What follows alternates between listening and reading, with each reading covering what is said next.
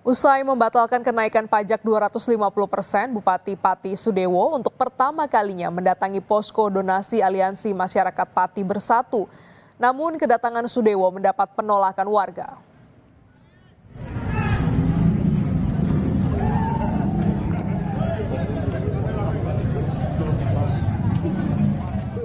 Kedatangan Bupati Sudewo untuk berdialog ternyata tak disambut baik oleh warga. Bupati Sudewo kembali menekankan pada warga kalau kebijakan kenaikan PBB sudah dibatalkan. Dengan pengawalan ketat, Sudewo akhirnya meninggalkan posko. Bupati Sudewo pun menuding adanya pihak yang menunggangi aksi ini. Karena dua-duanya sudah saya akomodir, logikanya kan ya sudah selesai. Yang mau dituntut apa lagi? Maka saya ngajak itu supaya dia menahan diri menciptakan suasana damai. Tapi kan kenyataannya dia masih keras seperti itu. Berarti saya menyimpulkan ini tidak murni. Itu tidak murni, berarti ada yang nunggangi. Wes, ini akan ada acara. Ya, ini punya masyarakat. Terserah.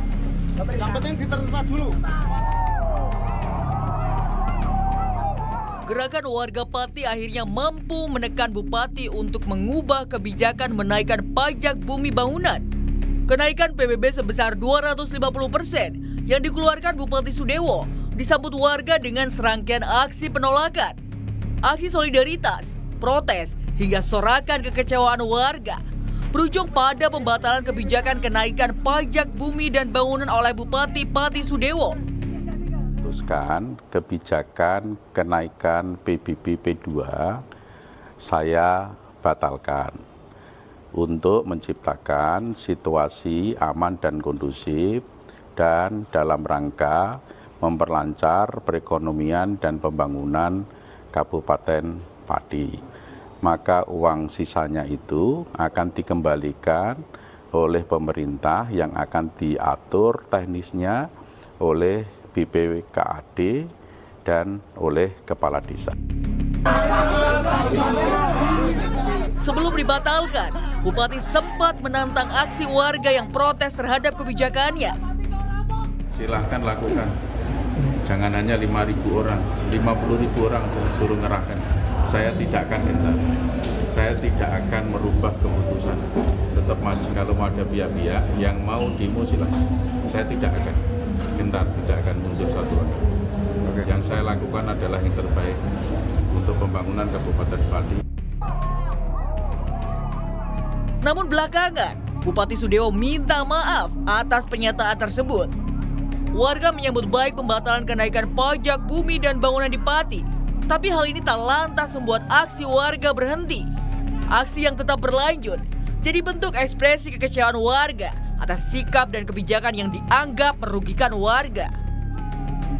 Menyambut baik statement Bupati Sudewo yang katanya akan membatalkan soal kebijakan soal kenaikan pajak. Tanggal 13 itu adalah undangan Bupati untuk menghadiri kabupaten minimal 50.000 orang. Kami tidak percaya dengan omongan Bupati Sudewo yang mengatakan bahwa akan menurunkan pajak. Karena beliau ini tidak bisa dipercaya omongannya, mencela-mencela. Keputusan Bupati Pati yang mendapat protes dari warganya harus jadi pengingat pentingnya partisipasi dan keterlibatan publik dalam pembuatan kebijakan. Tim Liputan Kompas TV. Kenaikan PBB 250% yang dibatalkan Bupati Sudewo tidak menghentikan aksi warga yang kecewa atas kebijakan itu. Lebih lengkap sudah bergabung bersama kami Koordinator Hukum Aliansi Masyarakat Pati Bersatu, Nimerodi Gule. Mas Gule, selamat sore dengan Tifal, apa kabar Mas? Selamat sore Mas, selamat sore semua. Terima kasih selamat kepada warga. Sudah mau bergabung bersama kami kali ini. Begini, sudah ada minta maaf dari Bupati, kemudian kebijakan dibatalkan. Tapi tadi malam saat Bupati mau datangi ke posko teman-teman malah diusir. Apa yang masih mengganjal di batin teman-teman sebetulnya? Jadi begini Mas, sesungguhnya aksi 13 Agustus itu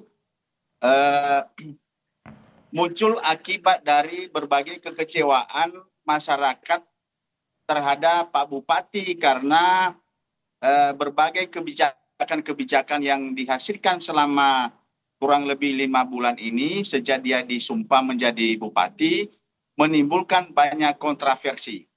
Salah satu yang hampir mengena seluruh warga adalah kenaikan pajak yang 250% itu. Tetapi ada hal lain yang kemudian menjadi perhatian publik dan kemudian membuat masyarakat Pati menjadi kecewa terhadap Pak Bupati. Misalnya ya, sekarang ini ada banyak pembangunan yang seharusnya tidak layak dilakukan pembangunan. Misalnya pembangunan masjid yang baru saja dibangun oleh Bupati Pati Haryanto 2 tahun yang lalu, itu akan dibangun lagi, dirobohkan dan dibangun lagi dengan biaya yang sangat besar sekitar 15 miliar. Ini kan tidak penting bagi warga.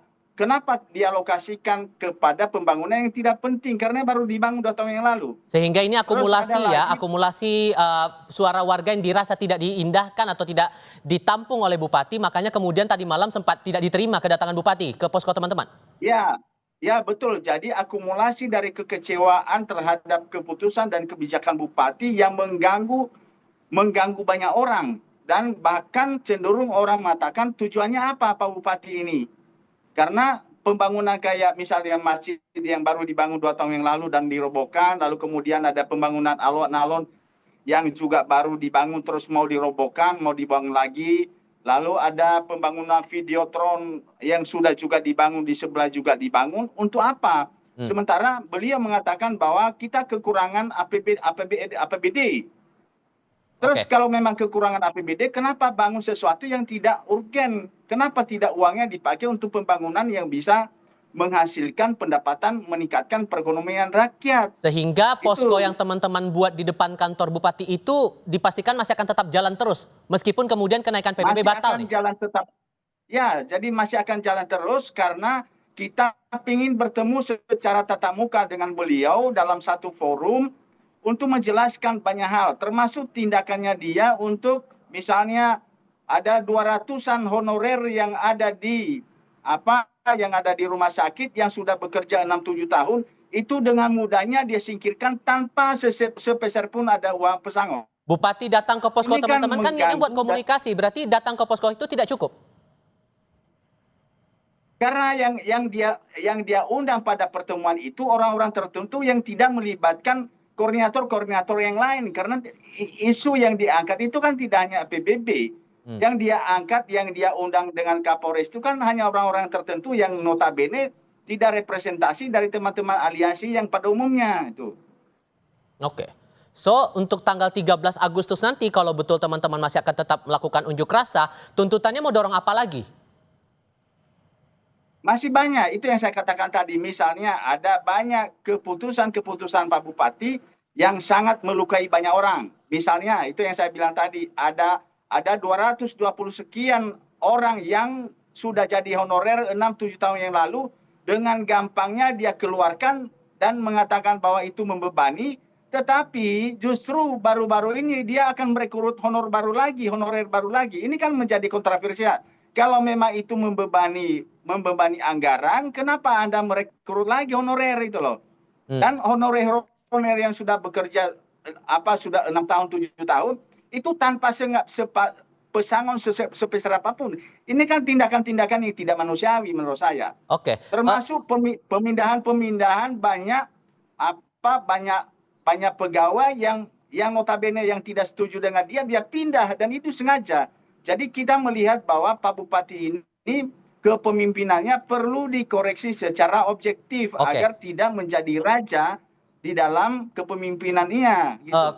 Karena begini, tadi malam itu saat Bupati mau datang ke teman-teman tapi teman-teman menolak, Bupati menuding ada yang berupaya menunggangi aksi teman-teman ini. Responnya gimana? Nah itu loh yang membuat masyarakat itu marah sama dia karena tuduhan-tuduhan yang tidak beralasan itu. Kalau itu ditumpangi oleh siapapun, kenapa para teman-teman ini mengeluarkan uang dari sangu sendiri untuk beli aqua, untuk awal-awal itu urunan 10 ribu. Siapa yang kemudian dia tuduh menunggangi? Itu loh kata-kata itu yang membuat orang marah sama dia itu loh. Oke, saya pastikan berarti warga akan tetap berunjuk rasa di tanggal 13 Agustus ya Mas? akan tetap dan semakin banyak agar clear masalah ini dan segera mengingatkan kepada bupati, hentikan cara-caramu yang sangat otoriter itu gitu. Oke, Mas Gula, terima kasih banyak sudah berbagi informasi untuk kami kali ini. Selamat sore ya, Mas. Oke, selamat sore, selamat sore.